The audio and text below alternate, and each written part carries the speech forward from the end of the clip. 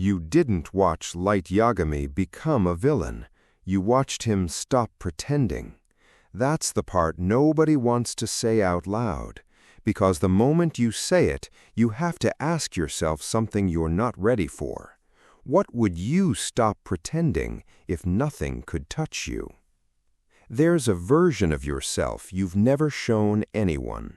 Not because it's evil, not exactly, but because it's too honest.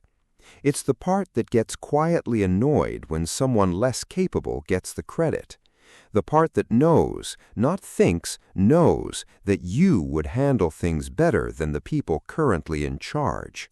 The part that looks at the world's mess and feels something close to contempt, and then immediately feels ashamed of that contempt. So you put the mask back on. You become helpful, agreeable, humble, not because you are those things naturally, but because you've learned that's what keeps the world comfortable with you. And for most people, that's where it ends. The mask stays on. Life continues. But somewhere in the back of your mind, you've wondered, what if it didn't have to? Light Yagami was not an ordinary student who found a death note and changed. That's the story people tell because it's easier. The truth is harder. Light was already someone who had quietly decided he was better. Not arrogantly, not loudly. He was too smart for that. He had simply concluded, the way you conclude something after enough evidence, that the world was inefficient, that the people running it were beneath the job, that if someone like him had real power, things would actually be different. He never said this out loud. He smiled, he studied, he helped classmates, he made his parents proud. The mask was perfect. And then the notebook fell. And here is what no one tells you. Light did not become corrupted slowly. He made his first decision immediately. No hesitation, no moral crisis. He picked up the notebook, tested it on a criminal, and within days he had a system, a philosophy, a God's name for himself. The corruption wasn't a descent, it was a door opening, and Light walked through it like he'd been waiting his whole life for someone to finally unlock it. The thing about wearing a mask for years is that you start to forget it's a mask. Light had been performing goodness for so long that he genuinely believed he was good. That's not hypocrisy. That's something more dangerous. That's self-mythology.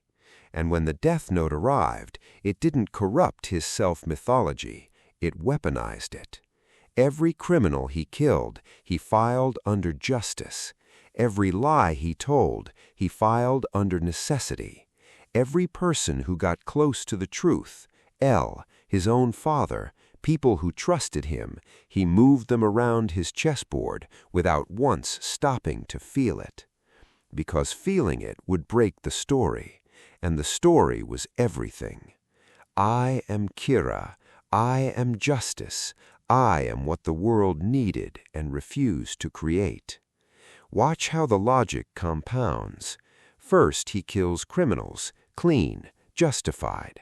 Then he kills people investigating him, necessary, regrettable. Then he kills allies who become inconvenient, efficient.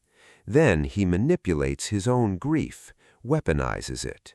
Then, near the end, he's monologuing to a dying man about how great he was. Each step felt like a straight line to him.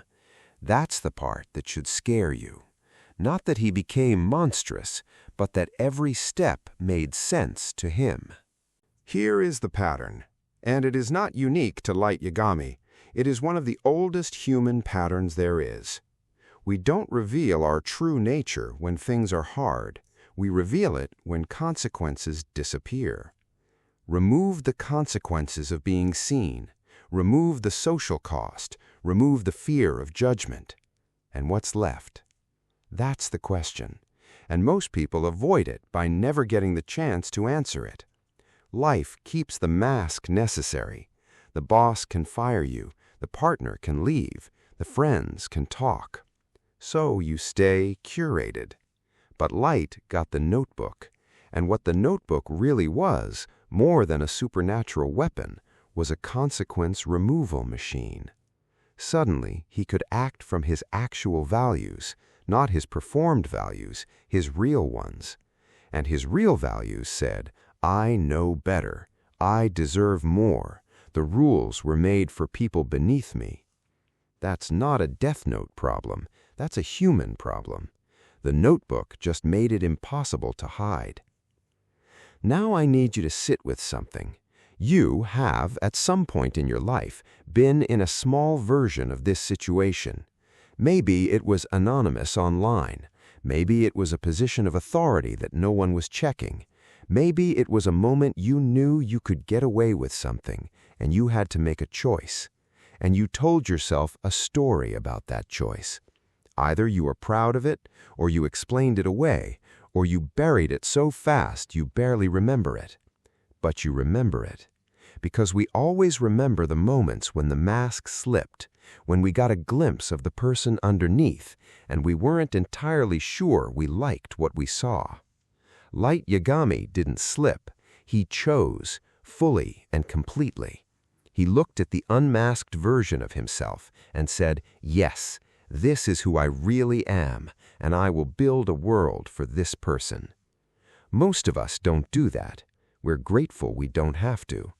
But here's the question that the show is actually asking, the one that Oba and Obata buried underneath the plot and the chess games and the dramatic deaths. If you had the notebook, what would your first move be? Not your idealized answer, not the answer you'd give out loud, your actual first move. Because your answer to that question is not about Light Yagami. It's a map to the part of yourself you've been carefully not looking at. We want to believe that good people stay good under pressure, that character is what you do when everything is hard. But Death Note proposes something quieter and more disturbing.